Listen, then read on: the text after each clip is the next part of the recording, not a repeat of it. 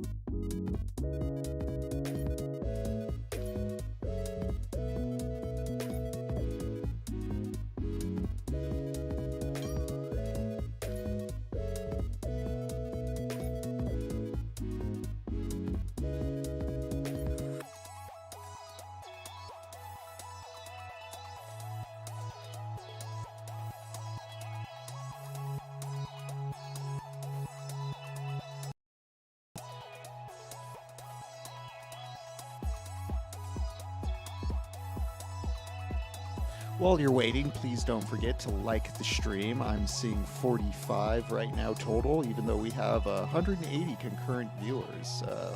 Let's get that huge shame being levied by Henry right now. Please like the stream.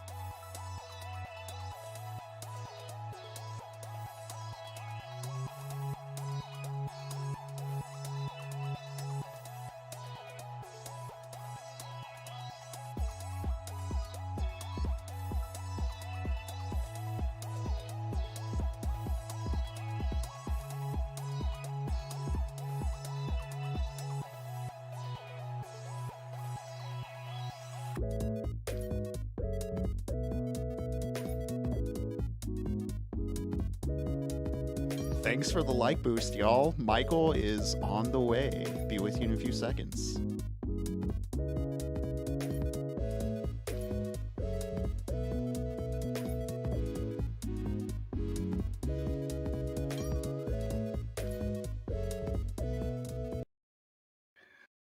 What's up, free thinkers? What's up, consumers of the algorithm? What's up, those who exist digitally but not physically? What's up, those who watch the stream but don't like the stream? What's up, those who are here stealing time from their corporation? It's Wisecrack Live. It's Michael Burns here with producer Henry. It is a Wednesday in September. I'm going to say this is the last Wednesday in September. I guess it's fall now. People say that it's fall. It doesn't feel like fall where I am, or autumn, depending on where you are in the world. Someone said, Michael, where are you? I'm right here, dog. Savic Hazard, thank you for enjoying the shirt. I'm glad the chat is already going. It's always fun. I like to see you guys chatting before we get here. And yes, the Raw Dome has cometh. Outright Tiny is right. Summoned by more likes. Zach's not a free thinker. He's here for paid. March Nugent's first time live. That's amazing. And yes, Lexa, 10 is so early. I know Lexa is a West Coaster as well. Jello Shot's already gifting 10 memberships. Lord of the chat right off the bat. We're barely going, and we already have a Lord. We fall at your feet, Lord. We praise you, Lord. Glory, glory. Hallelujah. Praise be to Jello Shots. I haven't said that since spring break 2002. I'm just kidding. I never did a spring break trip. stuff to get into today. Lots of stuff as always, but if it's your first time here, we're just going to talk about stuff. We're going to chat about what's going on in culture, in politics, society, digital media, the whole world. Lots of stuff. One thing I'm thinking about, this is just a tangent. I don't know if any of you are Dropout fans, but it was their 6th anniversary yesterday, and they officially retired the College Humor brand and moniker. And I was reading, they're like Vulture did an interview with the guy that runs that, and it was a really interesting take on how to stay alive making content and funny and insightful things in a digital media context. And it was kind of depressing because in the thing, he talked about how people making things on TikTok and YouTube with the ads model are kind of, like people making future plans on the deck of the Titanic. So, it was interesting. And it got me thinking, like, are we that, are we on the Titanic right now? Is this whole thing going to be over soon? Is there another way? I don't know, but it was really interesting. So if you think about how you consume digital content, if you make or want to make digital content, would be really interesting to go read that. That we can drop I'll find the link later, but it was on Vulture. Yeah, it's Dropout now. But yeah, that was great. Moises, you know what it do. Dude Abides, his birthday, 38 years old. Everyone say happy birthday to Happy Dude early Abides. He's our guy. birthday. I would say, yeah. Dude Abides, truly friends. Before there was ever Wisecrack Live, there was Dude Abides, one of our longest standing community members, the Prince of Michigan. We love this guy. So give him some love, give him some happy birthdays. But it was interesting reading about how Dropout's model. Hey, someone's celebrating a divorce. You know what, Jeff? Happy Divorce Day. I hope for you and your ex that everyone moves on and they can be happy, and that what was can be a foundation for what will be. And I hope that what will be glorious and great, and that you'll look back on whatever happened not with regret, but with an understanding that not everything's meant to live forever. Let's see. Yeah, someone brought up Nebula over there as well. Yeah, I just don't know, guys. It's just like one of those things, right, where we sometimes think about how can we exist without being completely dependent on advertising. And yeah, it's just hard. It's hard, friends. I think about this. I've thought about this a lot since I've been on parental leave. For those of you who don't know and aren't here every week, I'm still technically not back at work. I'm just coming in one day a week to do this and film some videos. I'm still on last couple weeks of parental leave because I got a little kid. She's cool. I like her. Spits up a lot, but I like her. But yeah, just thinking about this, because I want to come back. I want to come back full time with renewed vigor and energy. So we'll see. But that was just a tangent before we get going. But we're going to talk about some stuff today. Obviously, we've talked a lot about the WGA strikes in recent weeks. It's kind of in our Q zone, of course, because Jeff, I'm glad you feel free. One of the reasons I'd say it's in our Q zone, it involves sort of politics and labor and organizing, things we care about from a political and social perspective, but also people that create TV and movies, a thing we love a lot from a media perspective. So we're obviously in support of people who make the stuff that we like to watch. And, they finally came to an agreement. That's really great. We're happy. People who, friends and colleagues who are in the WGA seem to be happy with how it turned out. So I'm going to take that as a good thing. If any of you, are union members in here, feel free to let us know what you think about it. But, that's good. We're happy about it. Obviously, the actors are still on strikes. We support them because, writers are important, but we need actors to say the words that the writers write, because a lot of the writers would be bad actors. So, that's cool. And also, we're going to talk about some stuff involving other strikes, because auto workers, in the Midwest and Middle America are on strike. And the president, say it again. Oh, yeah. I was going to get to that. Don't worry. Wait, hold on. Okay. I'm going to get to this question. Someone says, Man on Couch Production says, why was Hasan included about the debate video? He fully agrees why debates are bad, and he seemed hurt being labeled a debate bro. I have not watched the reaction video Hasan did. Did you, Henry? I watched a Do supercut on YouTube. I'm trying to remember like the yeah. takeaway. Because like he was lumped in with like the tape punctuations, right? I feel it's kind of a bad faith takeaway, but go ahead and continue. No, yeah. So I didn't watch it. I'll be honest, guys. I fucking love Hasan Piker and his stream and his work. I think he's great. Yeah, big I fan. do not. Yeah, I do not tend to watch when he covers us. Um, I don't know, and it's not that I don't like it. It's not like I don't appreciate it. It's just weird. I'm an awkward, sometimes shy and insecure person. So watching the most notable streamer on the internet watch our videos is nerve wracking. Um, I appreciate that he gives us the time of day. I appreciate that. I think he, sees that we have common aims, but I don't think the implication in that video was that Hasan Piker is a debater. I don't think that he is that at all. I think if anything, he sometimes like plays into that culture in a fun, tongue-in-cheek, ironic way. Um, but I think sometimes here's what I think happens sometimes, and some people on our team disagree with this. So this is just a me opinion. I sometimes think we're between a rock and a hard place when it comes to like clips we use of things. Because here's what happens kind of regularly in videos where I'm saying something, there's words being said, and we have to put images on screen. And I don't know if I've ever said this explicitly, guys, but we used to have a lot more motion graphics and stuff and a lot less B-roll. But we had to cut that part of our budget to stay alive as a channel. It is what it is. But there was a lot of money we were spending on motion graphics. We don't do it anymore. The reason we don't do it anymore because it was one of those like, fuck it, how do we stay alive type things. Because of that, we just have to have images on the screen because it can't just be me all the time. Also, fun fact, for years they would tell me that like they couldn't put me on screen because you guys would stop watching if I was there.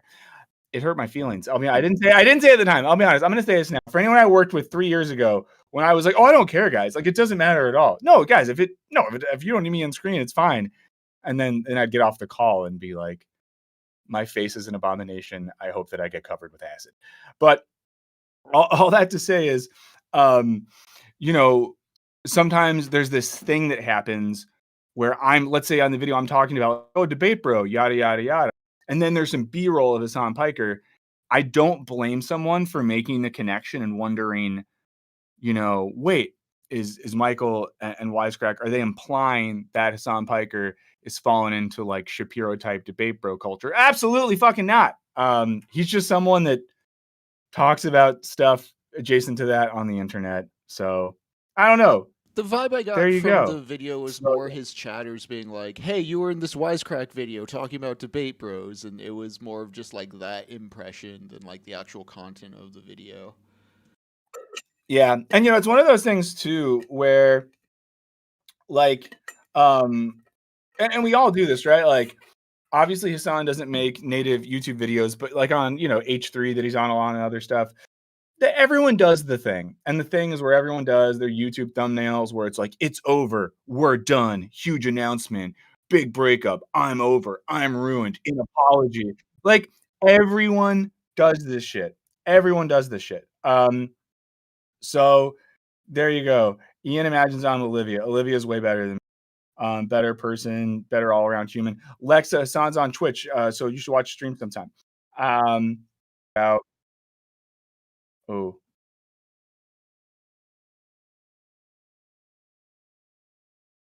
uh-oh. Uh-oh. Okay, I'm glad Kate Emmons made it again. We're back. Cool. Um, but so let's start with some comments. Man, the comments too. So the most recent video we did, I'll just say this real quick, is on fake science. The comments on that one, guys. Whoa. Whoa. So many comments that are like, you said all this, but you got vaccinated. Whoa. Um, Pretty wild. Pretty wild. I'm not gonna get too into it, but yeah. Pretty wild stuff there. So this what are this one's from the Gerontocracy video. Yeah, so this first comment from Dusty Beckett, 4994. Dusty Beckett's just a fun name. Holy shit. Thank you for setting me straight. I was falling into the trap of blaming the old. Never forget the true divider is money. So that video we did, well, Allie Cattails, thank you so much for sharing the stream. That really means a lot. I didn't know that's a thing people could do. If you can share the stream and you want to, do it. But the video on gerontocracy, which if you didn't watch it, the gist is basically our old people ruining politics, because we have people like the corpse of Feinstein and the shell of McConnell who have immense power in the halls of government. What's up, Julia? And, we're asking, is it the age of these folks that's ruining politics? And a lot of people clearly just looked at the thumbnail and the title or watched the first 5 minutes and were like, yes. But what we get to in the video, and Dusty Beckett's comment gets at this, is that, sure, obviously people who are 90 fucking years old are maybe not best suited to be making huge decisions in government, especially about those that affect the future of young people. But the thing we really got to is, but what do these people have in common more than anything? An allegiance to money and the accumulation of capital. And it's kind of like it's like dark intersectionality in terms of, um, is it that it's sort of that mix of age allegiance, but also class allegiance? And I do think, we have examples against this where you have young people in government that are total shitbags that are allegiant to the same things that the corpses are. And you have some super old people, like I'm not going to say any names, but my guy Bernie, who largely aligns with young people. So there you go. Henry just made an announcement in the chat, friends. We do have new emotes. So if you are a member, you should have access to new emotes. All of these emotes are related to Inside, Wisecrack Live, references and jokes and things like that, okay? So you should get these. These should mean something to you. Julia, our public policy expert, says if there's a lower age limit, there should be an upper age limit. I would agree with that. I agree with that. And if you're in the chat looking at all these emotes and you're just thinking like, fuck, I want a Harris Hole emote, consider being a member. And I hope the first time we get back to 666, the chat is flooded with those. It might be a bit though. We're kind of getting our sea legs back under us. But yeah, so that's a great comment. And I think again, one of those videos where there's the kind of obvious thing, and then there's the underlying socioeconomic thing that's going on there. So I'm glad we got that comment. Let's see. Is this next one from Jello Shots, again gifting memberships. Jello Shot wants more of you to be able to drop fire emotes. So Lord of the chat did that. Said, what if you're only a Patreon member? Here's the thing. We have two different types of memberships. I know it's annoying that they're not just one unified thing, but if you're only a Patreon member, then you only get the videos early without ads plus extra stuff, and you're on the Discord server, so I think you still are doing pretty well, if I'm honest. Yeah, Jello Shots, the Lord and Savior. So wait, so I'm imagining this next comment. Is this from the debate thing? Yeah. Right? Oh, it's not. Sorry. So UT Flyboys comment says, I think you nailed it with one of your last points, having the than having no answer at all. Yes, I think this relates. This is great with like the science thing. Is there's that tendency where we're obsessed with the idea that we have to always have an answer, always have to know something. I think this overlaps with some of the logic of the debate video that in, I guess, like the intellectual climate of our digital age, or even our social age, we always have to have a take. You always have to have a response to something. You always have to have your own view. And sometimes, it's hard to not have an answer, or it feels bad to not know for sure. It maybe makes you feel insecure to say, actually, I'm not sure, or I don't know how I feel about that, or I got to think about that more. It's hard to say those things, but it's good to say those things. Okay, it's good to say those things. We do need a Lord of the Chat emote, guys. That's a really good call. So get us to 666 and we'll make it. Let's see. Next comment is from Alexander Shirley. I would hereby like to request 15 to 20 minutes of a bummer trip about how corporate funded science is maybe ruining our lives, please and thank you. Okay, Lex to Power, I'll do this. She said, can someone please explain the Harris hole to me like I'm 5? Early on in the stream, we watched some Johnny Harris videos. It became a regular ongoing bit. Initially, our thing with Harris was that we hate to love him and love to hate him because the videos are always really well made, often on interesting topics, but sometimes his takes are kind of bad or weak or miss out really important things. And at a certain point, I don't know how we started calling watching his videos diving deep into the Harris hole. Obviously, there's a double entendre involved in that that makes it kind of fun to say. But it's very much that. And we're jealous of his map drawer and we want his miso soup. So there you go. Yeah, we would have an OnlyFans for that. Crazy Tom says chat lords way better than landlords. So there you go. But yeah, I made a comment in the last video that we could do a full video on corporate funded science. So maybe we'll do that. As a lot of you know, a lot of scientific innovation is funded by large corporations, often corporations from the pharmaceutical wing or the military wing. I got really annoyed this week. I'll just say a side thing. Some people I know in Los Angeles who are very involved in the improv comedy community are in commercials for Northrop Grumman, the weapons company. And I, of course, then and some of these people, I know some of these people, and I looked at their social media, and a lot of them have this anti-Trump, don't build the wall, freedom for everyone, justice for, all this sort of posturing shit. And then it's like you're doing digital only ads for a fucking weapons manufacturer. Now you might say to me, hey, Michael, you do ads for stupid shit sometimes. You're totally right that I do. But I'll tell you who we don't do ads for: companies that build weapons that the military uses to fucking kill people. You know who's never fucking, who's never killed someone overseas? NordVPN. I promise you they've never done that. I promise you Established Titles has never slaughtered a bunch of school children in the Scottish Highlands. So I'm just saying. Emperor Pilov said, new to the streams, what are the gifts and memberships? So if you're a member of the YouTube page, if you're a part of all this, you get emotes, your chats go right to the top, get access to our Discord server, and you get to go to heaven when you die. So those are the main things that happen there. Tara Johnson, yeah, no Raytheon ad. I will say though, no, never mind. I'm not going to say that. Jeremy N said, what in your opinion is one of the most interesting modern philosophical theories needs some new material to dive into? Byung-Chul Han. Read Byung-Chul Han. Maybe start with the Burnout Society. Very short, fun book. I really, really, really recommend that. So there you go. Yeah, the Discord server is heaven. Someone said, what do you think about the Elon Musk haters? Do you support electric cars? But can't you hate Elon Musk and also think electric cars are good without thinking that his electric cars are good? I don't know. That's all I'll say.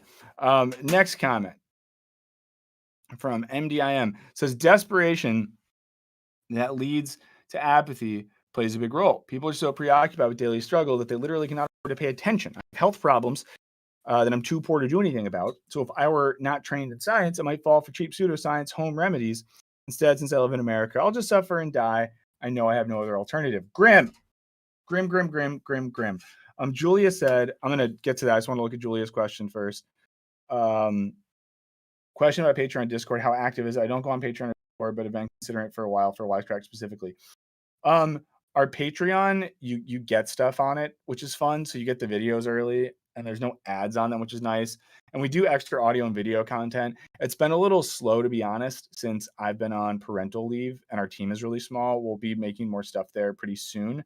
The Discord is active, but it just needs more people on it to talk, because sometimes, and this happens on every Discord server, this isn't unique to us, but every Discord server has like a few people to kind of take it over. And I think what happens is then other people don't want to talk. So I don't know.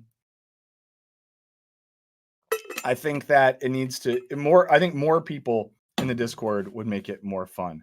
Oh, Michael posted his workplace atheist shirt, which is really good. Okay, but yeah, back to that comment. I totally, and this is in relationship to the pseudoscience thing. Yeah, it's hard, especially in America. Like I don't know if you've all ever felt like this, especially my American brothers and sisters, but at times it's like I've had stretches where I don't have health insurance and it's like, oh, I can't afford to go to the doctor and get medicine. And it's just Googling like home remedy for pneumonia or whatever it might be. So I think sometimes it leads to that. And I think the other thing, and I'm gonna put on my hippie hat for a second, guys. I probably have more empathy or at least understanding than you might think I have for people that are into alternative medicine because some people are just like, but isn't the pharmaceutical industry a massive for-profit enterprise whose sole purpose is increasing the shares for their stockholders, which is true. Like this is true. That it's a for-profit industry. And I think some people are like, I don't know, like, hypothetically, wouldn't it benefit the pharmaceutical industry to shit on any like natural or non-pharmaceutical remedies or whatever? And I'm not trying to be a hippie here, guys, but I'm just saying, like, I get it. Like, I get that logic. So, I don't know. Like the stream if you're here. I hope no one now is really that I went so hippie right there. Let's see. Lexa needs someone to watch the new Saw movie with her in Los Angeles. So, there you go. Okay, let's see. Let's go to the next comment. Mr. Taxi Rob. This is from the last week's stream, I'm pretty sure. Says talking to people in person is the best way to change minds. You can't skip a person like you can skip a video. I travel for work and I talk to working class people all over the country. Only the absolute craziest refuse to hear me out. Yeah, I mean, this is another thing I do think is true sometimes. People who only exist on the internet, it's very easy to be like, oh, all people like this are like this. All people from this area who work in this thing who have these beliefs are like this. But it's a lot harder to paint with such broad brushstrokes when you like talk to people and like look into their eyes. Now, some people you talk to in person and you'll be like, oh, you're evil. But some people you might talk to in person and you might be like, oh man, you believe stuff that is evil. But I don't think you're evil. I'm being kind of hippie-ish today, but I don't know. But I think that's a good point. Coin Silver in the chat said, better a hippie than a narc. Always agreed. There's from Choleric Leo in the chat. Says, in response to all the questions on empathy and who deserves it, I'm reminded of a quote by Jean-Paul Sartre. Someone in the comments, he didn't say Sartre right. Okay, Jean-Paul Sartre. Like, what do you want me to do, guys? I'll be honest. You know who I don't have empathy for? People in comments that are like, actually, the thing's pronounced like that. It's like, dog, I just said 3,000 fucking words in a video, and I tried my best. And I said one of those words a little bit wrong. 1 out of 3,000. And you're like, oh, that's the one. You do something 3,000 times in a row and do perfect. Be perfect at it. And then come judge me. Okay. Let me quote the Bible real quick. There's a part in the Bible where Jesus says something. Remove the plank of wood from your own eye before taking the speck of dust out of your brother's, or something like that. A Bible scholar in the chat can correct me. And that's just how I think about this stuff sometimes. So there you go. Julia thinks about the Mongol Empire a lot. So, that's great. Let's see. Man on couch has no sympathy for French speakers for no reason. I'm into it. Dennis Vandermeer says, yeah, a little further back in the throat. But here's the thing, right? Like, I think it's weird to pronounce a word perfectly in a language you don't speak. Like, if I just say a French word in a perfect French affect, but I don't speak French, I just think that's stupid. But maybe that's just me. I have weird standards on things. Let's get back to this quote by Jean-Paul Sartre. Yeah, you hear that? You French fucks. I'm kidding. I love French people. Never believe that anti-Semites are completely unaware of the absurdity of their replies. They know that their remarks are frivolous, open to challenge, but they are amusing themselves, for it is their adversary who is obliged to use words responsibly, since he believes in words. The anti-Semites have the right to play. They even like to play with discourse, for by giving ridiculous reasons, they discredit the seriousness of their interlocutors. They delight in acting in bad faith, since they seek not to persuade by sound argument, but to intimidate and disconcert. If you press them too closely, they will abruptly fall silent, loftily indicating by some phrase that the time for argument is past. Yeah. So, I like this quote, and I think this is probably from Sartre, Anti-Semite and the Jew essay, maybe. But you know what this makes me?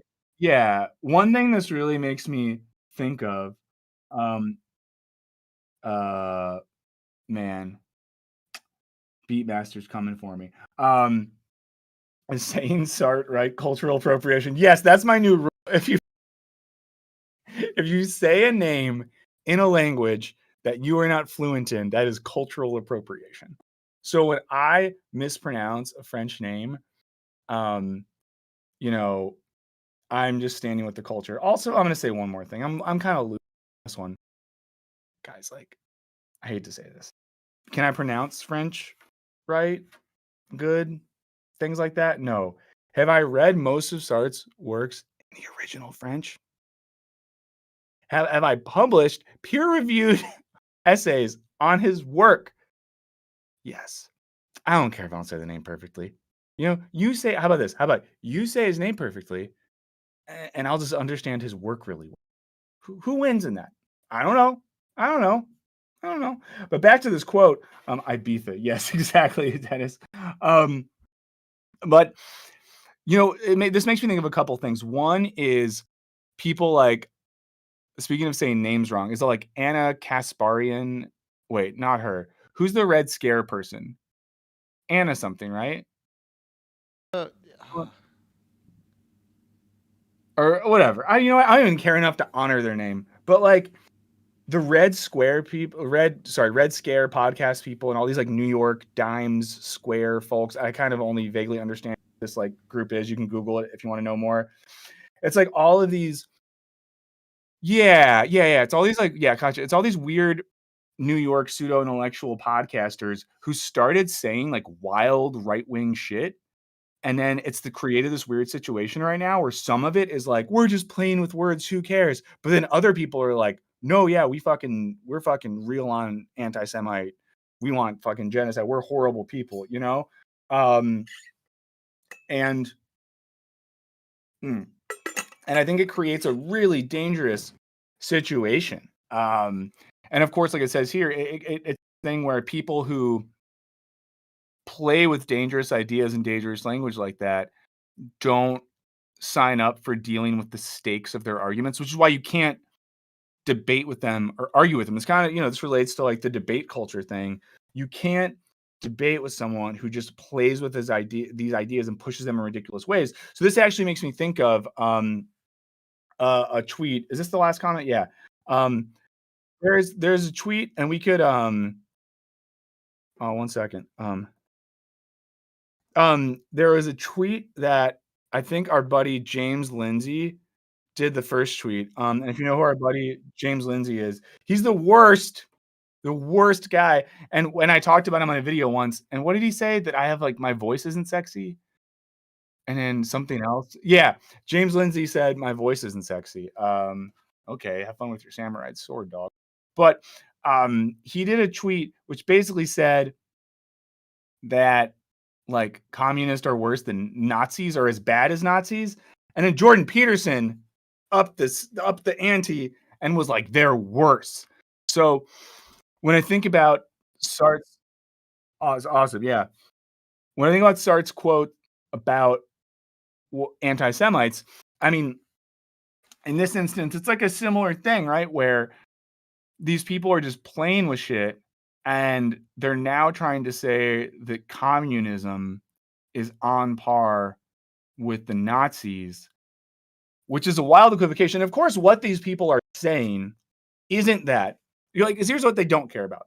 They don't care about looking at the historical activities of political parties associated with communism relative to the Nazis. What they care about is implying that anyone in modern day society who holds positions that are on the progressive or leftist side are worse than Nazis. What they want to do is imply that people that think that like trans people are humans and that everyone should have health care and that maybe like I don't know that racism doesn't rip. They want to imply that people that believe those sorts of things are worse than Nazis. Yeah, someone brought up horseshoe theory in the chat right there. So I do think that that's kind of a version of what's happening there. And there are some responses that I can't engage with stuff like this on Twitter anymore because I can't get the Wisecrack account banned. I can't, I can't have what happened to my personal account happen to that. And in my new secret personal account, I don't want to get that banned. So, yeah, but a few other people I know got kicked off of Twitter this week too. They're just purging people left and right. But that level of discourse, man, so dangerous, especially when it's people that posture as academics are saying things like that. But thank you to Henry as always, pulling up those comments. If anyone is interested as well in hitting us up with anything, longer ideas, whatever, you don't want to video, you can hit our email up, wisecrackllive666@gmail.com. Shout out to Megan Roach who hit us up and thinks that Megan wrote a great email, just kind of pushing us a little bit on how our video on debate culture was reductive. And in particular, I think she brought up a few people that we talked about in the video negatively and was wondering if we were maybe a little too hard there. Our bud John hit us up to give us a link to a video where someone comes at Johnny Harris and says he's wrong on inflation. We love that. As always, Michael Dodge reminded us about his amazing workplace atheist t-shirt design. So there you go. Sorry, just checking in with the chat. What's Twitter? It's not good. Yeah, that's my secret account. Wonder if Johnny Harris is a good source or not. He's like fine in some ways. So there you go. Oh, hey, someone made it to the line stream for the first time. Glad that you're here. Okay, cool. So let's maybe start with WGA stuff. Yeah, I'll get that up on my end too so I can see it. You mean the Conover X? I don't know. The Conover Post, I guess. They're tweets to me. Yeah. God. Yeah, Elon Musk posted a big thing yesterday about why like vaccines aren't real. And it's just like a screenshot of it's like a video of all these things about vaccine efficacy and how they're wrong. And all it exhibits is he doesn't know how to read because they're all from articles that say that certain vaccines have like a 97% efficacy rate against hospitalization and serious disease. And like they do. But what are you gonna do? But seriously, guys, don't get vaccinated. It'll kill your parents. The email is wisecrackllive666@gmail.com. Would love to hear from you. So before we get into this, a few other things. If you're here, thank you for being here. This is Wisecrack Live. Please like the stream. It helps us out a lot. My name is Michael O'Neill Burns. I'm here with my friend producer Henry. I'm in California. He's in Texas. I'm really just laying it out for you. We used to do this on Thursdays. We're doing it on Wednesdays now. We're getting back into it. I'm still on parental leave. In a couple weeks, we're going to hit it a little more full force. But thank you for being here now. There's people in the chat. They have green usernames. They are members of what we're doing. It's very fun. They get access to fun things. We like them a lot. Jello Shots is Lord of the Chat. That means that they gifted memberships to other people. So we like them better than anyone else. We also have a Patreon. If you want to join it. It helps us a lot because it means we just get money from the people that support our channel and don't have to worry about appeasing advertisers. These are all the things that you should know. If anyone else has any questions about any other stuff, you let us know as well. I've been a little loopy recently because I have a newborn child, so my sleep is iffy. She's been sleeping really well. except for last night because she knew I had to film this morning. So starting at 5 a.m., she started going, yeah, yeah, yeah. And every 10 minutes, my wife and I will get up and be like, should we do something? Do we let her keep sleeping? So I'm a little tired than I want to be because this tiny thing was just like, yeah, like a fucking squirrel or something like that. We love her though. We love her though.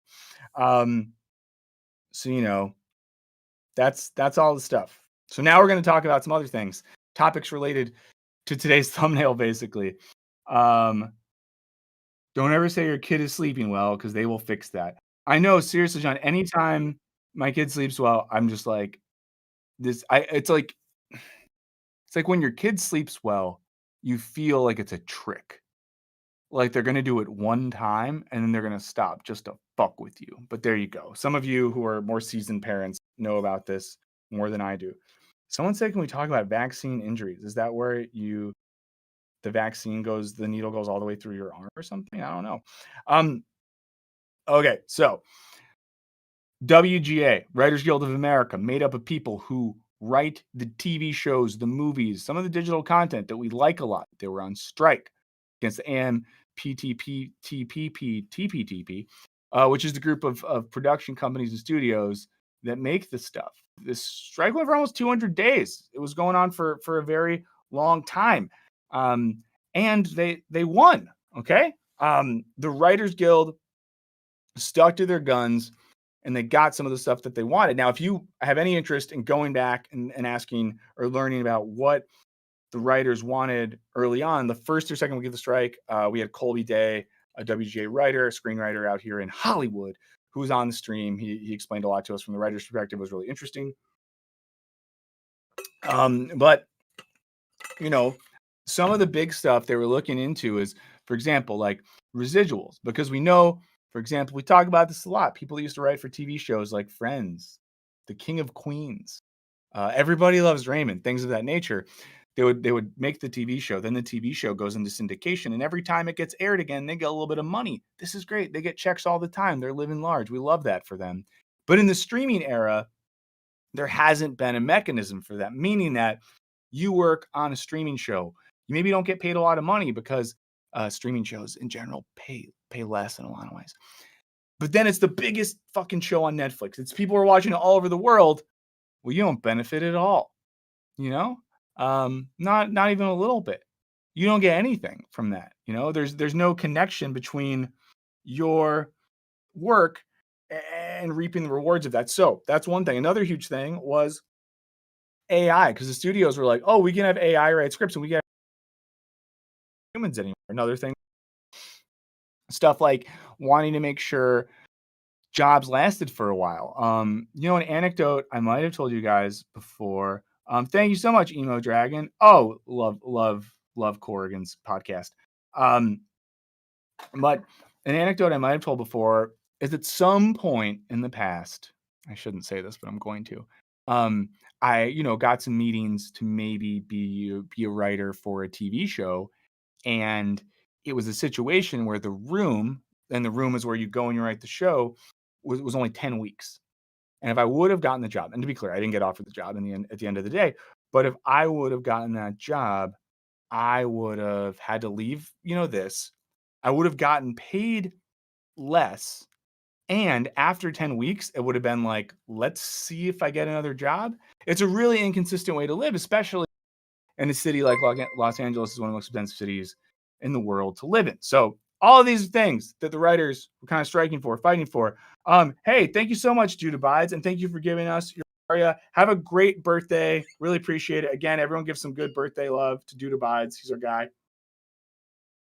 If you're in Michigan, go find him and give him a 6-pack of Oberon or something. Now, let's see. So Adam Conover, the Adam who ruins everything, and who lives down the street from me, so I see him walking around a lot, put out some details, and we're not going to go through the whole thing, but he great song. So one, success-based residuals, meaning that writers are going to get to reap the benefits of working on a show that becomes really popular. What's up, Drew? New Wisecrack member. Limitations on AI. Great. The algorithms aren't going to steal work. from the people. Minimum writers' room staffing. This is huge as well because they've been trying to reduce the amount of people that work in a room because there's just been more and more people, less and less jobs. Not good. Guaranteed compensation at 13-week minimums for comedy, variety, writers, and streaming. That's great, meaning that if you get a job, you get a guaranteed amount of money. You get to work at least 13 weeks. Hey, we'll take it. Wait, why is it not showing me the whole thread here? God, I hate it. I think is it not? Yeah, I don't see the whole thread either. I just clicked on the article itself to Yeah. go to the full summary. I'll click on the article then. Sorry about that. Man, I hate X. So, okay. But yeah, just scrolling through the minutes of minimums increased health and pension contribution, artificial intelligence. It can't write or rewrite material. That's great. We love it. There's improved terms for screenwriter, employment, improved terms in high budget subscription video on demand. That's great. Increased compensation for series employment. Now they have weekly minimums for writer producers. That's great. Development room rates. That's great. Yeah, basically you can go look at this article. We can post the link, look it up. It's wgacontract2023.org. But it's great. And we like this. We like this because people want stuff. Now, a thing people have said that people have wondered, things of that nature is like, but isn't this just a win for like a bunch of rich dudes? No, not really, because you're right. There are some people in Hollywood who have made just an ass ton of money writing and producing TV shows. Most writers who write the shows you like don't make a lot of money. The average that like most writers in Hollywood make a year is like $30,000 or $40,000. I'm saying this number out somewhere around there. Don't fact check me. But it's not a lot. So it's a big win. And for those of us that like consuming and watching content, this is good.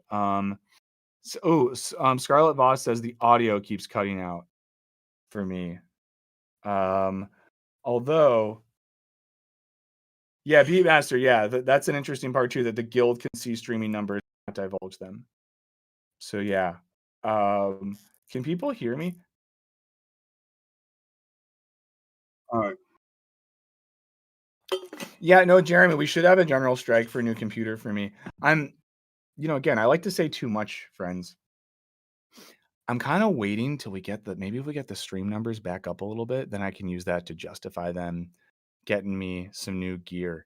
Because I just use my own computer. This isn't even the work computer. So I might just be like, I guess I could just say to them, like, my personal computer died. If you want me to keep streaming, I need a computer.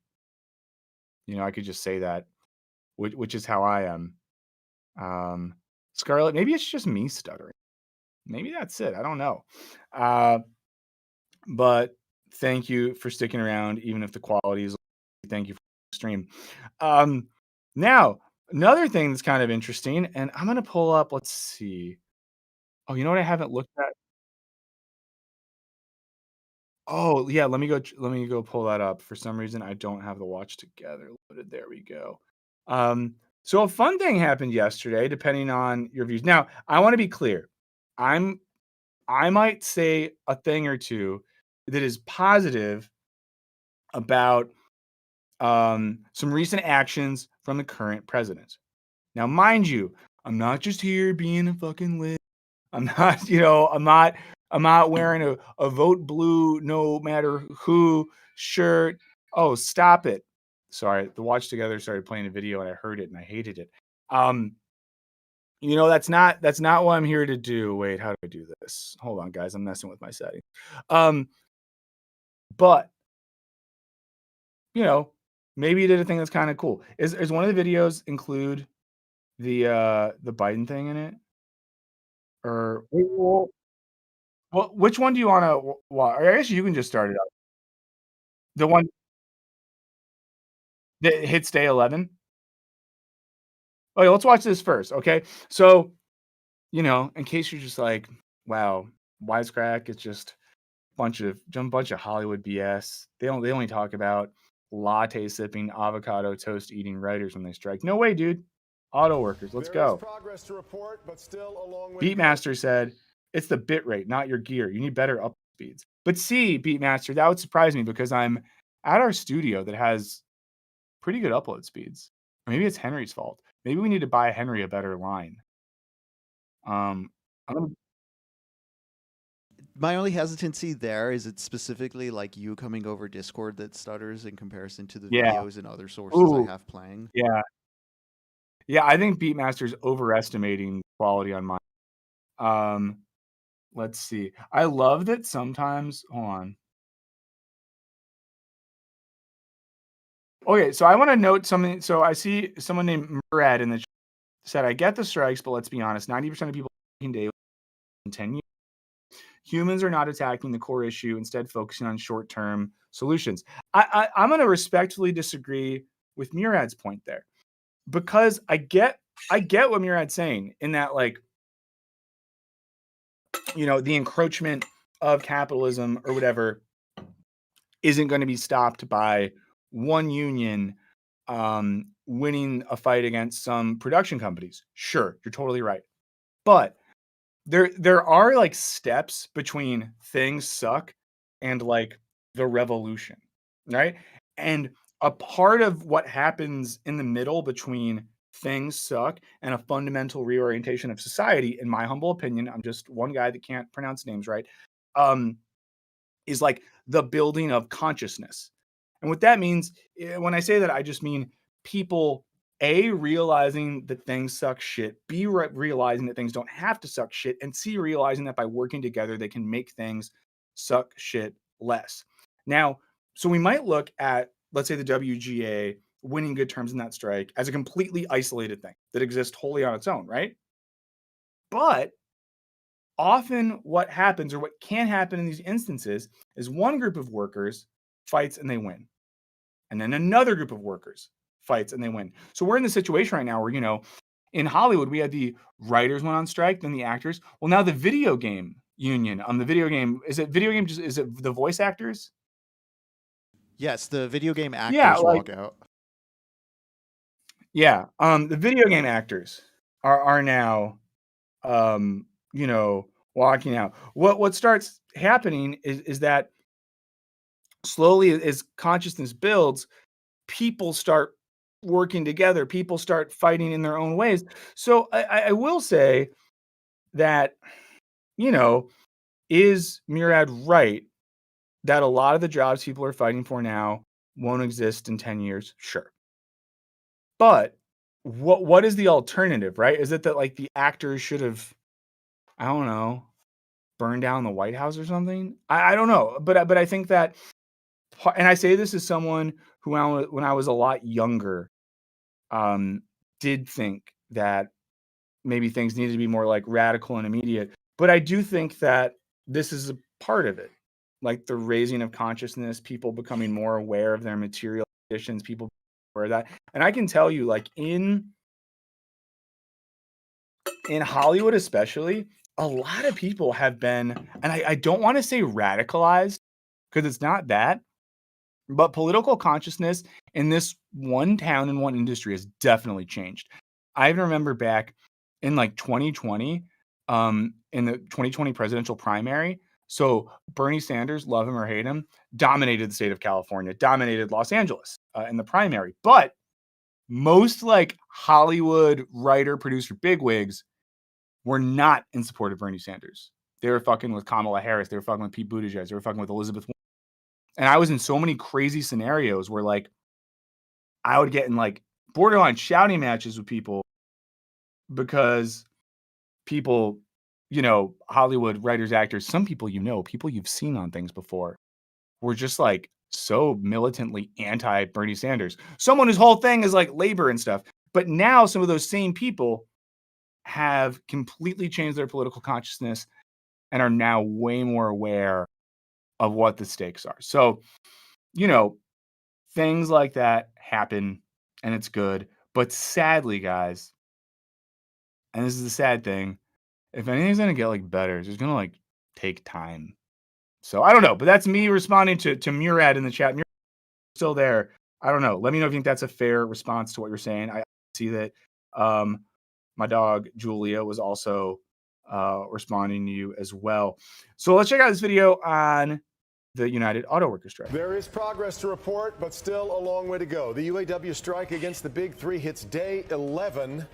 The ripple effects beginning again as one auto supplier announces layoffs. That auto supplier tells the state it plans to lay off 230 workers due to unforeseen business circumstances. Unforeseen business circumstances. I'm Devin Skillian. In total, about 19,000 UAW workers are striking after the union targeted 38 additional facilities on Friday.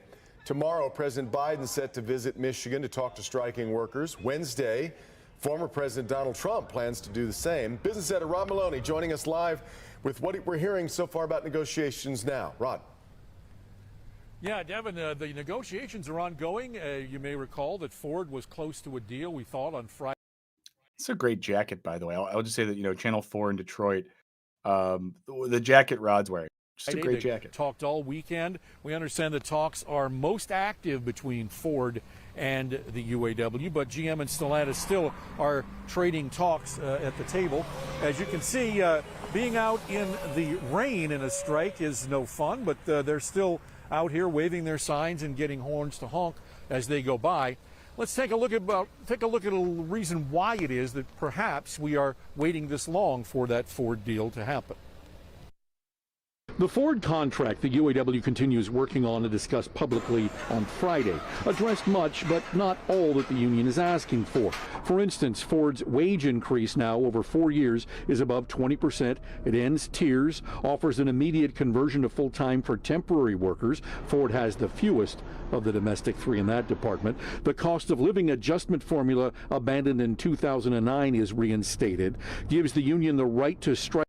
I mean, I'll just say this too. If you ever look at cost of living stuff, especially if you go back to 2009 or whatever, it's insane, guys. Look up. I did this the other day and it didn't make me happy.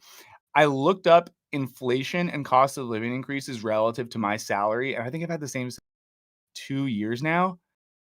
And it's just crazy because you think like, okay, well, I haven't got a raise, but like at least I'm making the same amount of money. But relative to inflation and cost of living, I just have made less and less money. And then what happens sometimes is like, oh, we'll give you a 4% thing. But 4% doesn't even get you back up to, it's a whole thing, guys. It's all strike over pleasures and enhances the profit-sharing formula.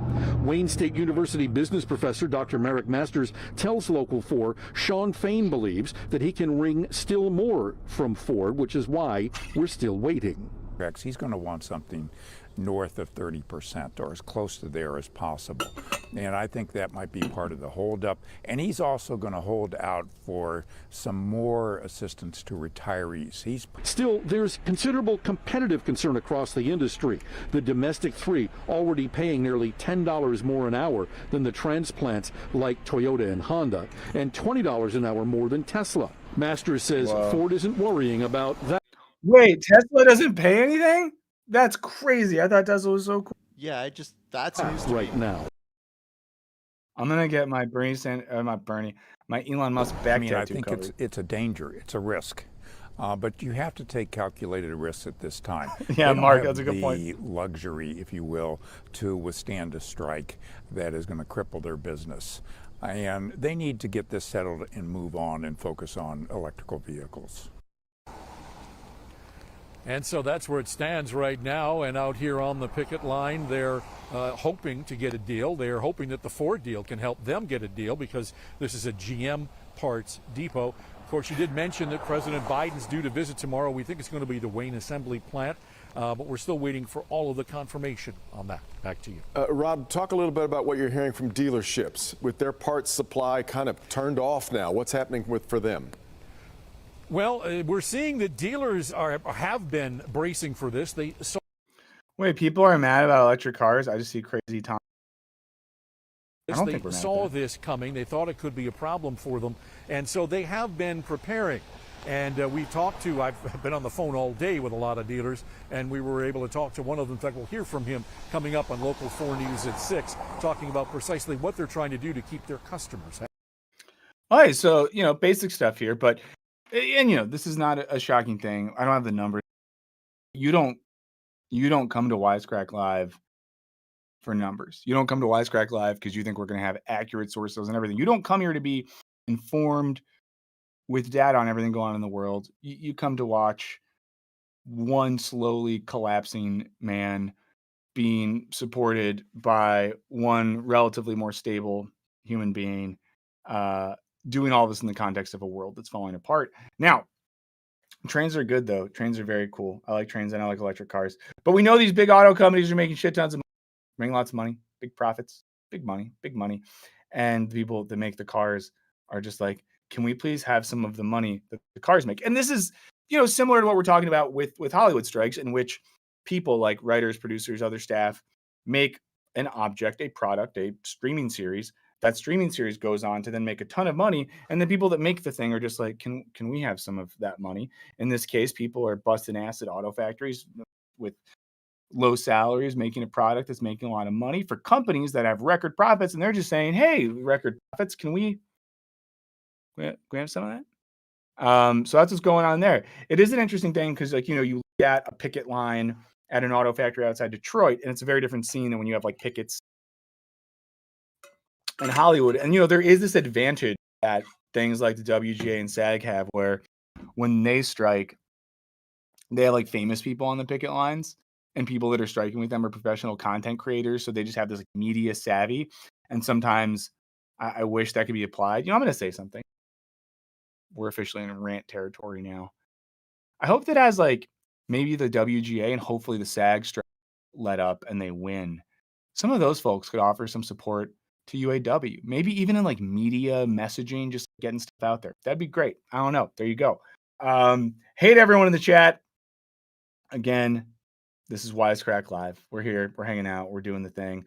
Please like the stream if you haven't already. Really appreciate it if you do. Thanks to all of our members. Thanks for using the new emotes. We hope you like those. They're fun.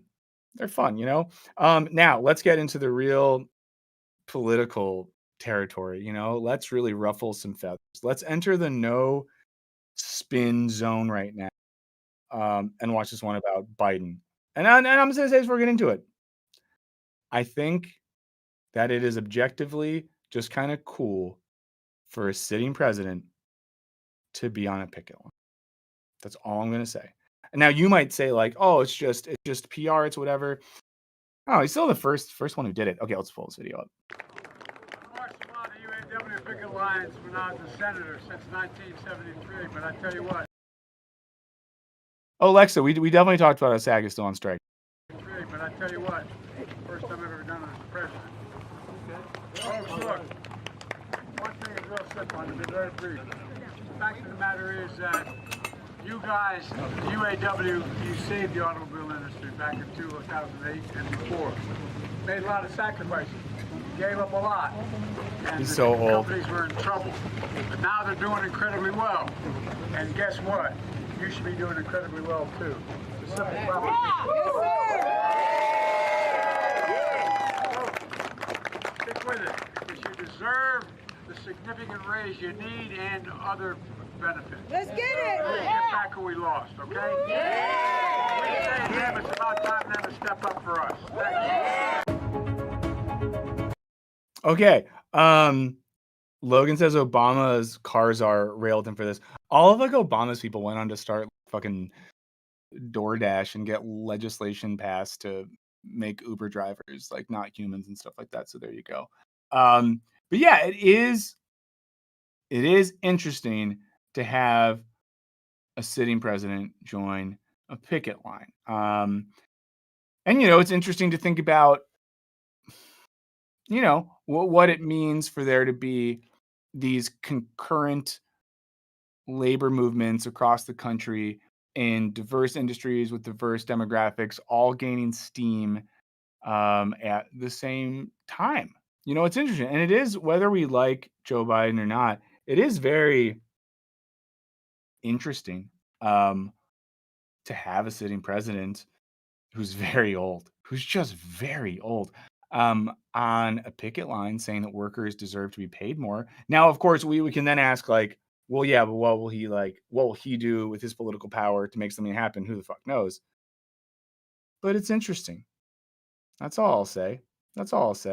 But he's so old. Yeah, FSX239 in the chat said President joined a picking line is a good thing. Yeah. So there you go. But yeah, but it will be funny to see how like Trump and other folks try to play this because they're the party of the working class. So someone Bingo Barrett said higher salaries equals higher prices. But see, I think Bingo Barrett that assumes almost like a pre-capitalist framework, right? Like if we were truly talking about a world where there was a one-for-one interaction between the person that made a good and the person that bought the good, sure. But you know, what makes prices go up, or what we're talking about here, isn't that the higher salaries. How do I phrase this? The issue at play here is not that auto workers want more money, and as such, the cars will have to cost more money. No, no, no. They want more money such that executives and shareholders will have smaller bonuses and salaries, right? Now, of course, those people that get, $25 million bonuses, they will then raise prices for the sake of them keeping their bonuses and salaries. And then they'll point and blame, a motherfucker who makes $67,000 a year outside of Detroit for causing that. But there's not an economic one for one here between those two things. And of course, that's not what those striking auto workers are saying. They are not saying, um, this product should cost more so we can get paid more. No, the things they're saying directly is look at shareholder bonuses, look at stock prices, look at the bonuses that the people that run these companies are getting. Can we just have a little bit of that? The same thing happened in the context of the writer's strike, where studios can just be like, well, if the writers wanted all the demands, we'd have to charge so much more. But very quickly it was like, yeah, but like some of your CEOs make $250 million a year. You could just use some of that money to pay these people a little bit more. So I don't know. That's I think that was Bingo Bear that had that comment, but that was yeah. So okay, so oh hell yeah. Yeah. I'm just telling you so but yeah, Bingo Bear said cars will have to cost more money because all companies have demands for profit. Otherwise, there's no but then Bingo Bear like but why would we do we just assume that's how the world works and then tell workers to eat shit because like what else are we gonna do? I don't know. I don't know. Like your Bingo Barrett is absolutely correct in describing how things work. I think that maybe the question there is that how things should work? Is that how things must work? Is this a necessary or contingent condition? Right? That's something we always got to ask when we look at things politically, socially, culturally. It's always that question of like, what is a necessary condition or an objective process? And what are subjective or contingent things? And often what happens in history, think back to like divine right of kings. For a while, it was like there was a category error, and that the world assumed, well, it is necessary and good for kings because the gods wanted that to happen. And slowly some people started being like, wait a second. Is this just a random thing where some European inbreds decided that God wanted them to be the fanciest inbreds? And then slowly we realized that what seemed like a necessary condition was actually a contingent condition. If it was contingent, it wasn't necessary, and we could just change the thing. Shouts to the French Revolution. And I think that's kind of what we gotta think of in this context. But yeah, yeah, someone said Soprano Color said it's about fair pay, not overpay. Yeah, and I think that's the thing too. There's a way that you be a full on like liberal capitalist whatever and still make the argument that workers should at least be paid relative to company profits and like inflation and those sorts of things, right? It's not that these workers are trying to like take over the means of production and turn Ford into the car company of the revolutionary proletarian party. They're just like, you guys are making a lot of money, can we just make let's look at the UAW president talking about how Trump is going to speak at a non-union, but that's genius. And this is kind of we talked kind of relative to the Lauren Boebert stuff about how like there's a postmodern tendency amongst certain right-wing folks in America where truth doesn't matter. And I think this is a great example that Trump could go speak to auto workers at a non-union factory, and then it gets presented as Trump standing with the auto workers, but it's not even the same auto workers. It's brilliant. It's so brilliant. Gregoria's right. We cannot forget to light the beam. Let's see. Yeah, Man on Couch says it's about fairness. Unions go beyond party divides. Yeah, I bet tons of UAW people are Trumpers or whatever. People are literally just like wanting to make enough money to pay their rent and stuff. These are not people who want the revolutionary overthrow of the system as it exists. It's people that are just like, hey man, I work 50, 60 hours a week. Can I just like not have a shitty life? You know? And that's why I often say, like, we're not doing anything when we talk about this stuff here, you know, obviously it's like woke crack. And ever since the other guy left, this channel's taken a horrible turn towards digital Stalinism, yada, yada, yada. We're just saying, like, let people have a good life. Let's watch this. We are now into day 13 of the United Auto Workers strike against the Big Three, and politics are now making their way to the picket line. Yeah, and in a big way. In a historic visit, President Biden visited GM's Willow Run Redistribution Center in Belleville.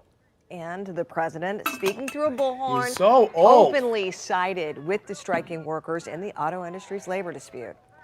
Unions built the middle class. You deserve what you've earned, and you've earned a hell of a lot more than you're getting paid now. Tonight, on the other side of the political aisle, former President Donald Trump will be speaking Drake to non-union Enterprises workers at an auto supplier in Clinton Township. OVO. The UAW will not be rolling out the welcome mat for him. 7 Action News reporter Kiara Hay is live in Clinton Township this morning with reactions to both visits. Kiara? Good morning. You know, we spoke to political analyst who says just how odd the political climate is right now to have the top Democrat and the top Republican coming to Michigan for the same purpose, which is to win the blue collar vote. Now, we've been covering this story for so long now, and I've personally spoken to UAW members who are very excited about former President Donald Trump's visit. However, UAW leadership doesn't feel that way. Former President Donald Trump will be noticeably absent from tonight's second Later, Gustavo. Thanks for hanging out. in California, instead traveling here to the Mitten to support UAW members in their ongoing strike. Also, these debates are so funny. I guess is it tonight? Yeah, That debate already happened. I did not realize that was happening tonight without Trump around. think- It just sounds yeah. like 2006 era, like Republican talking points. There's no reason to watch. Yeah. King Kells, the OVO and Trump merch is going to be amazing. I guess if he wins, we can call him November's. But yeah, it's just like I might watch that Republican debate because it's so funny because none of those people are going to get the nomination. So like, what are we doing here? Yeah, I Those think right against Vivek the Big Ramaswamy Three, is but the only smart one there as far as like saying volatile and acidic things that will get him internet points. No one's looking at Chris Yeah. Christie the same way. Yeah, I mean, I think like Vivek, if we're like his certain brand of like verbal shit posting, I think is really well summed up by the Jean-Paul Sartre comment that you pulled up earlier. Yeah. is not welcomed by UAW President Sean Fain. I find a pathetic irony that the former president is going to hold a rally for union members at a non-union business. Trump will be speaking to current and former UAW Guys, that's so absurd. And listen, I'm as MAGA as the rest of us, but you know, but doing just like speaking about it, that's so silly. members at Drake Enterprise in Macomb County. Fain holding Trump's record to the fire. I see no point in meeting with him because I don't think the man has any bit of care about what our workers stand for, what the working class stands for. He serves a billionaire class, and that's what's wrong with this country. Fain having the opposite reaction on Tuesday, greeting President Joe Biden as he exits air. Also, Sean Fain, what a sick name. He had some sick Irish parents. We're going to name this kid after the Socialist Party. Force One and meets with UAW members at Willow Run's Redistribution Center in Belleville. I look for who's on the picket line, and Joe's been there. Boosted our morale, made everybody, feel appreciated that he was out here for us. It brings to me to let the world and America knows just how huge this is. You deserve what you've earned, and you've earned a hell of a lot more than you're getting paid now. Again, former President Donald Trump will be here at Drake Enterprise, which is in Clinton Township, this evening around 8 p.m. But it's yet to be determined whether Biden or Trump's visit will have any impact on negotiations. Live in Clinton Township, I'm Kiara Hay, 7 Action News. All right. Okay, so again, we don't do politics here. This isn't a political stream, but interesting to see.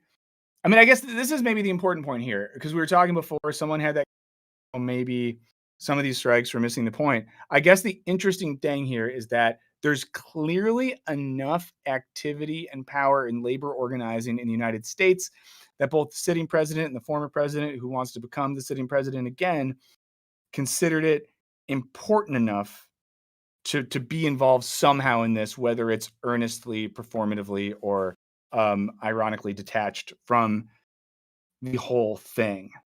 So that's what seems interesting about this. But if you disagree with me, like the stream, hate me, like the stream, if you think I'm an ugly piece of shit, like the stream, if you come on the stream to in the comments say I missed the other guy, like the stream, that's the best that we can do. Man on Couch Production says politics is for nerds and we're the cool kids.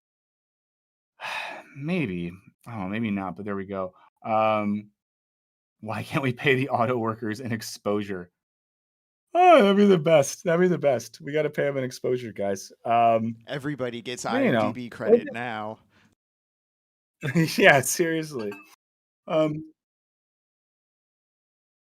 had an idea on the car today, and friends, this is still, we're kind of like soft launching the stream. We're really gonna kick things up a notch once I'm back on full time and stuff. One thing I was thinking we could do, thank you, Stale Pasta, is that maybe we could do like a segment every week where we do like a philosophy day where for 2 minutes I just aggressively, quickly rant about an interesting thinker or something like that. I don't know. Maybe that's a thing we could do. And Yeah, I'm quick always hits. down to hear. Yeah. Quick hits. Quick hit philosophy. I don't know. But I always want to know what people want on the stream. Also, too, you can let us know in the chat what you want on the stream. You can let us know at wisecracklive666@gmail.com what you want on the stream. You can let us know in the comments for the VOD of the stream what you want on the stream. You can let us know on Discord what you want on the stream. You could come to my house and let me know what you want on the stream. I'm kind of worried. There's like 2 other people in this office, and I just beat on this table and it made a loud noise. So now I'm a little bit worried. Derek, thank you so much. Derek says must be election season if he's doing all this. If Biden is doing also will he support this after the election? I mean, that's always the point, right? It's always the question. Derek wants raw dome. Hey, I want raw dome too. James Buchanan, I do owe him a neutral monism rant. So I'll try to get on that soon. I'm gonna self-dox one of these days. I'll absolutely do it. Then I'll have to move. Yeah, send me an X. Send me an X, and I can let you know. We do postcards. Quick hit philosophy. There we go. We can do it. Reclaim Sign says no one wants to go to your house. I wouldn't want to go to my house. I don't even want to go there now. I might never go back. I might leave here today and just keep driving. And then the cool thing is, like, years from now, I can just back into my daughter's life, and my absence will have left such a hole that she's like going to give me another chance, and we're going to grow so close in her like late 20s and early 30s. I'll be the father she never had. And then I'll just look at my wife, who I've abandoned at this point too, and just be like, you idiot. You had to raise her, do all this stuff, and I just pop in as the weird dad who left, and now she loves me so much. And your new husband is a piece of shit. Or I'll just go home today when we're done with this. I'm pretty tired, so there you go. So I want to talk about hedonism. John Gray, sorta. Oh, that's good. That's very good. Andrew Adams is a stay-at-home dad. I would love to be a stay-at-home dad. That would be really, really great. Let me check one thing, friends. Let's see. Sorry, there's so much that have happened. Oh, okay. Sorry, I'm just checking some stuff in our doc. I mean, as we kind of like move towards the end, I think Henry has a good point here. Let's see. So I'm gonna. This is a Henry idea. I'll start. Hey guys, what if we find some longer video essays and share them on the Discord? I think we've hit a point right now where, it's not our best use of time to maybe just watch really long videos on stream, because then it's just like we watch a video for a while. I just sit here and go, huh. And then I rant for a bit. And then you're like, I hate when you pause. It makes me want to end your life. But there's so many good video essays out there that I'm sure we want to share. So maybe we can do that on the Discord server. And Henry's already dropped some in our doc right here, but I think that's a very good idea, a way we could support some of those people. I don't know. I like that idea a lot, Henry. So I just wanted to check that out. Chatters tend to bring up, the likes of like FD Signifier, Maggie Mayfish, and I love a lot of this content, but sometimes they're dropping 90-minute, 2-hour-long videos, and we just don't really have a place for them on stream. But the ideas are always great to talk about, which is why I post them on the Discord after the show typically. Yeah, I did reach out to our old friend Alice Capel from France, and she's going to come back. She has her book's coming out this fall. We talked about her book a little bit when she was with us last time. So when her book comes out, she's going to come on the stream, and we can see if we can get a bunch of y'all to order her book. Conatheus has to go. Bye. There you go. Cheyenne Morrison, something he likes about the company they work for now, profit sharing. That's great. That seems fair. That seems very fair to do some profit sharing. I would like some Somewhat profit sharing. equitable. But I know, but that's saying to a lot of companies that make profit. Michael Dodge went back and watched the hot takes video that I mentioned. We did talk about this last time that we made hot takes and no one watched it. And I get why no one watched it, but there you go. Other thing I'll share with you guys, I'm still very casually exploring, seeing if we could turn our Wisecast channel, our second channel that some of you might know of, it's where our podcast used to go up, rebooting that and making some videos and doing some video podcasts where we do talk about movies and TV really explicitly and kind of get back into that old school Wisecrack mode of using film and television as a way to both analyze film and television as an art unto themselves, but also talk about them in the context of, politics, philosophy, economics, theory, all those sorts of things. So, if you think those things would be good, do that.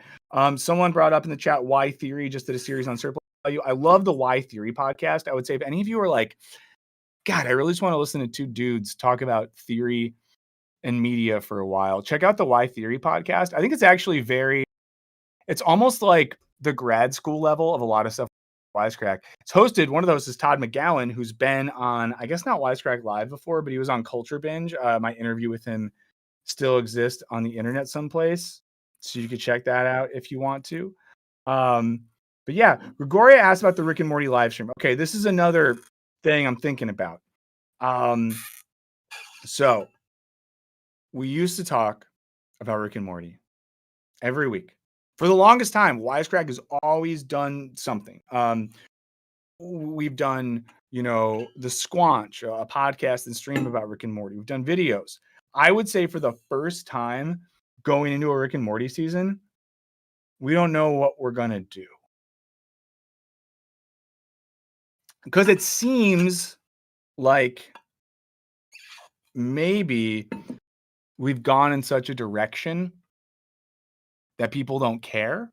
Maybe it's something that would work on a separate channel. I don't know. But I think if you look at the videos, part of me thinks it would just be a little out of nowhere to be like episode 4 of Rick and Morty. But I'm curious. I would prefer. If B-Masters has a problem. Go ahead. Oh, I would say I would prefer if we discuss it, like maybe rolling it into like a more general, like cartoons chat or like movies and pop culture kind of entertainment channel, instead of it being like an isolated thing, like that's just in a weird subcategory on Wisecrack Main or its own channel. Yeah, no, totally. So yeah, but if you have thoughts now, let us know. I'll say this too: if we want to do philosophy quick hits, Let us know who you want to hear. I saw someone bring up Lacan in the chat. And again, all the same channels. You can comment on the VOD. Let us know here. Email us at wisecrack6. Let us know on the Discord or the Patreon. Would love to have that. James Buchanan says switch from Rick and Morty to Lower Decks. People like Lower Decks a lot. A couple quick things before we kind of wrap up. Well, one thing, I saw that they're rebooting The Office. That sounds crazy. And I don't get if it's a reboot or they're bringing back the old cast. Saw something about this. I didn't really look into it, but that's crazy. That makes me sad. So there you go. Another question I have. Michael Dodge, I'd love to talk about those Republicans. Another thing, real quick. I'm going to ask Henry this first. We'll see what you guys think. Henry, are you watching the Disney Plus original series Ahsoka? Yes. Now I'm one episode behind. I didn't watch the new one last night. What are your general thoughts on Disney Plus original series Ahsoka?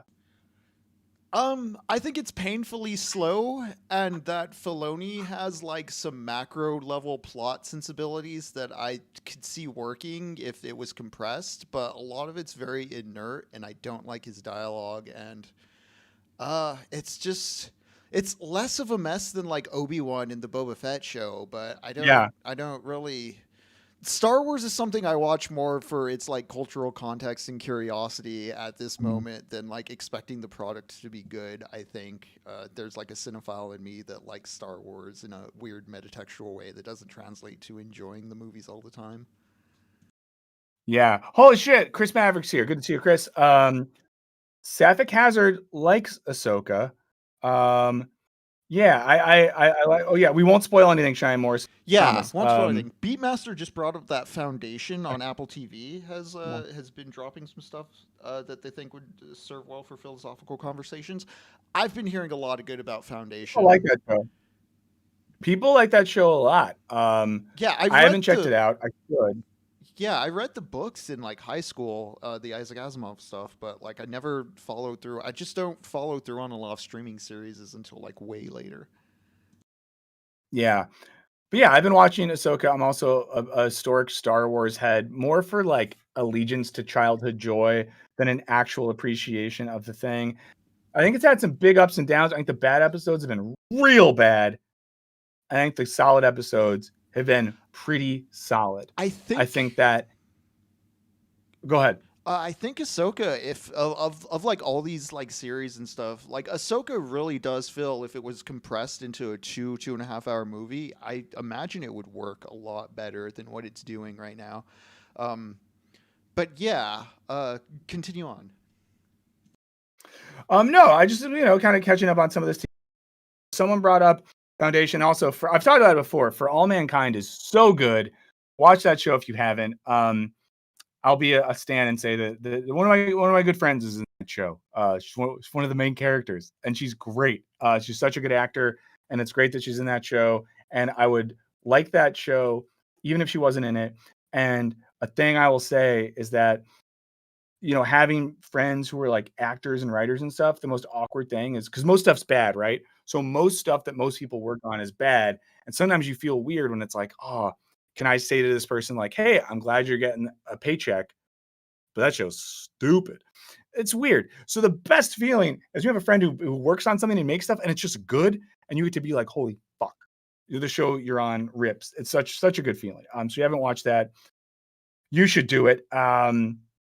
Also, the fact that Lee Pace plays a magnificent bastard in Foundation kind of sells me a little bit because Lee Pace is great. Lee Pace is one of those guys. I'm pretty straight, but I look at Lee Pace and I'm like, I'd at least consider it. Yeah, agree. I'm one of those ones who's like pretty, old millennial.